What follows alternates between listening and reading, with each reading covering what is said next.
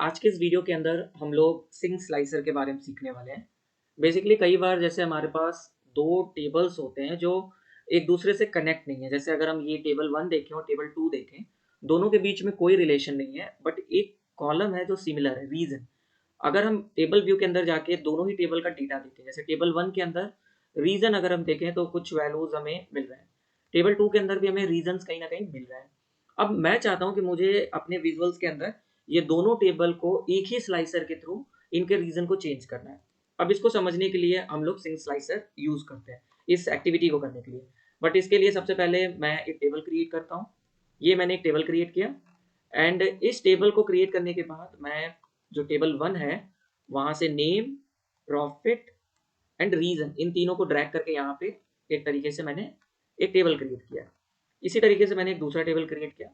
इस दूसरे टेबल के अंदर मैंने लोकेशन, रीजन एंड स्ट्रीट ये तीनों मैंने यहाँ पे ड्रैग करके कहीं ना कहीं एक दूसरा टेबल क्रिएट किया। अब मैं अगर एक स्लाइसर क्रिएट करूँ, देखिए ये हमारा स्लाइसर होता है। स्लाइसर पे जब मैंने क्लिक किया एंड स्लाइसर के अंदर अगर मैं टेबल 1 का रीजन ड्रैग करता हूँ और मैंने रीजन पे जब क्लिक किया तो ये टेबल 1 का ही केवल रीजन फिल्टर आउट करके लेकर आ रहा है। अगर मैंने वेस्ट क्लिक किया तो टेबल 1 का ही केवल वेस्ट रीजन फिल्टर आउट होकर आ रहा है, मेरा दूसरे टेबल का नहीं हो रहा है। लेकिन मैं चाहता हूँ कि नहीं, मुझे इसको भी मूव करना है, तो मैंने एक दूसरा स्लाइसर क्रिएट किया।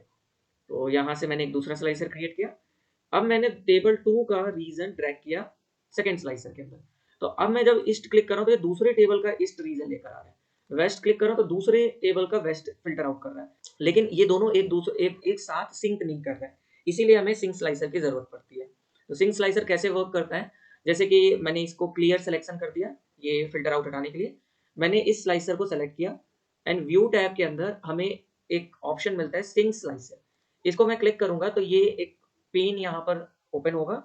इसके अंदर एडवांस ऑप्शन के अंदर मैं इसका नेम दे देता हूँ। फॉर एन एग्जांपल मैंने दे दिया नेम 1, एक मैंने नेम 1 दिया और मैंने बाहर क्लिक किया। इसके बाद मैं सेकंड स्लाइसर पे क्लिक करूंगा, वापस से मैं जाऊंगा सिंक स्लाइसर के अंदर और वही नेम दूंगा जो मैंने जिससे मैं सिंक करना चाहता हूँ। तो मैं नेम 1 से सिंक करना चाहता हूँ जो मैंने पहले दिया था, और मैं बाहर क्लिक करूंगा। अब देखिए क्या हो रहा है। अब अगर मैं ईस्ट यहाँ पे क्लिक करूँ तो दोनों ही टेबल में फिल्टर आउट हो रहे हैं और ये स्लाइसर भी मेरा मूव कर रहा है। अगर मैंने वेस्ट क्लिक किया तो दोनों ही टेबल में मेरे फिल्टर आउट हो रहा है। तो अब मैं चाहूंगा तो मैं इस वाले स्लाइसर को हाइड कर देता हूँ और किसी भी एक स्लाइसर को शो करूंगा।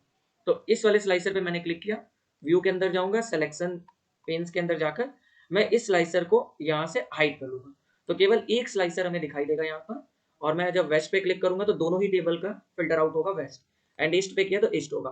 अब ये मैंने आपको टेबल के एग्जाम्पल में दिखाया। अगर इसकी जगह पे अगर मैंने यहाँ पे पाई चार्ट ले लिया तो अभी जैसे मैंने ये वेस्ट क्लिक किया तो देखिए ये मेरा पाई चार्ट कहीं ना कहीं चेंज हो रहा है।